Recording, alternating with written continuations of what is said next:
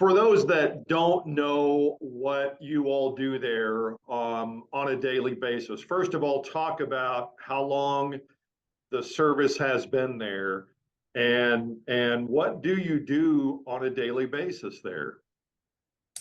We save lives. We ensure a safer community, and we work with multitudes of other service providers to make sure that victims of domestic violence, sexual assault, stalking, family violence, and human trafficking have not only a safe shelter to stay in if they need shelter, but also they have access to case navigation specialists to help them with fair housing, applying for educational services, childcare services, supplemental housing services, things like that. And we've been doing this since 1979, and we're pretty good at it.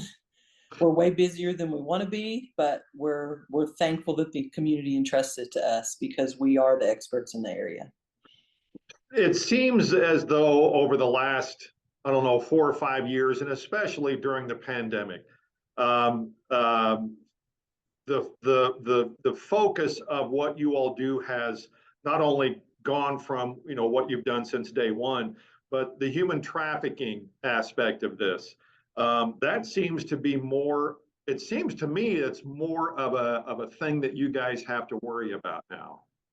Yeah, we in this area, unfortunately, we do see a lot.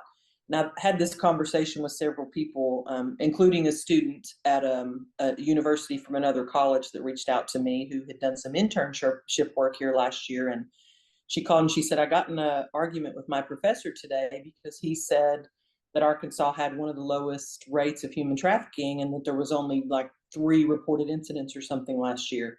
So I gave her the verbiage to go back to and explain to him the difference in victim services and reported services. Um, a large majority of victims that we serve in all of the array of victim services that we do not report to law enforcement. Trafficking victims are no different. If they're minors and they're sex trafficked or labor trafficked, it's an automatic report. That's a child abuse report, so the report gets made. But adults in the United States of America still have the right to decide if they want to report as a crime or not, and they do not have to do that. So we actually, in this facility, I am a trained anti-human trafficking specialist, and we have one other staff member who is an anti-human trafficking specialist, and she covers this area, Sebastian, Crawford, Franklin, Scott, and Logan, and I cover 8 counties below her. And if anyone's interested in the human trafficking business, we're currently hiring in that area down there and going to open up an outreach center. Because with the interstates going north and south, the interstate east and west, all of the state highways that we have, the wonderful natural state of Arkansas has many hiding places for people to lay low in. And it's here. Human trafficking, sex and labor trafficking is here. And it's a very dangerous. It puts this facility underneath a whole nother security protocol because it is such a high profit business, and there's some bad people out there who think it's okay to do the things that they're doing. And so when we have human trafficking victims in shelter, we actually have separate protocols that we use for safety. How do you tell, or what message do you want to tell people who are involved in an abusive relationship that have that worry of a stigma that if I admit to this or I want to get help with this, that there is this stigma attached to being a victim of abuse? What message is there to tell them you don't need that stigma? Right. We're very careful here with our wording. We fall under so many federal statutes. Everything starts with a hotline call. There are things we're not allowed to ask. We don't ask gender specifics, sexual specifics, race, ethnicity specifics, because it doesn't matter to us. If you are a victim of the crimes that we're specialized to serve, we don't ask any of those other questions. When you come to us, the conversation is, do you have any other needs that you want to share with us that can help your stay here be more successful, for you to go back into reclaiming your life in a safe way in society? And then those conversations will naturally happen. It is not my responsibility as a human being to tell them what to do to be safer. It's my responsibility in this role to tell them what resources are available, who is trained in this area to work in the field with them, that for the needs and specific time frame that they have for those to do. And usually, when we can show them that we are sincere face to face with them and can explain to them how the process has worked in the past, they will open up. But that's getting them here. To those who still do not want to make that phone call, everything we do is confidential. We are by law mandated. We cannot share your information unless you tell us you're going to harm yourself, harm others, or reportable child abuse, because we're all mandated reporters, as we should be. And you can share your story with us and we can still help you. And no one's going to know that you're receiving help from us unless you're the one that tells them. And as far as the stigma is concerned, I can't change the mindset of what society thinks. All I can hope to do is change the mindset of the person who needs that help at that given time, and tell them it's here. The help is here. We have the most blessed community to help people. This area that we live in, we don't want for anything here.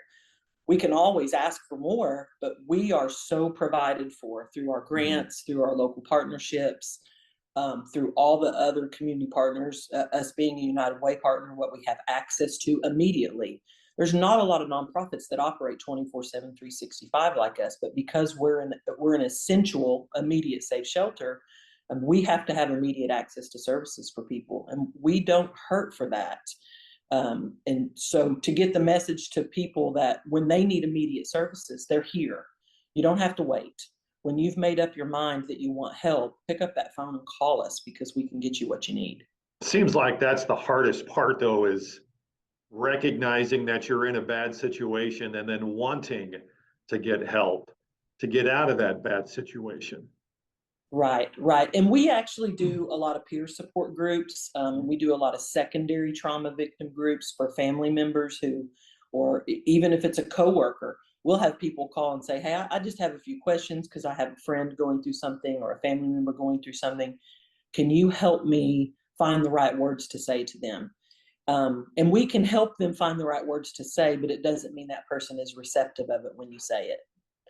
And that's anytime someone's in a vulnerable or manipulative situation.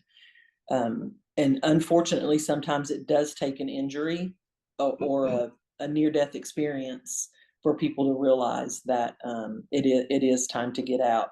One thing I'm most proud of here is for the past few years, the Fort Smith Police Department and Crisis Intervention Center has worked so hard locally, regionally, nationally, and even internationally to develop the task force that we have developed for crimes against persons and specifically domestic violence and sexual assault. And the detectives that they allow to be part of our team, I consider them part of our staff, and they know that. And it is not often that crisis intervention centers and local law enforcement agencies have such a partnership because there's such a displacement between what is confidentiality, what's reportable, how do we help and keep it private, and we've managed to make that work in this area. And I would put up our department and our center here against anyone in the world, and I promise you we'll win. It is never ending, unfortunately, but thank goodness Right. you all are there. That's for sure. Right, right. And it's I don't know that it'll ever end because unfortunately human beings make bad decisions. And there are a lot of caveats to someone in trauma.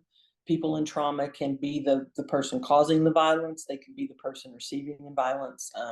And those things don't matter to us. We can work them all out in the end. But first and foremost, getting to a safe place where you can have some breathing time, some healing time, some trauma therapy time to make an action plan for yourself, especially if there's children involved. That this is the place to come for services. Penny, as always, thank you so much.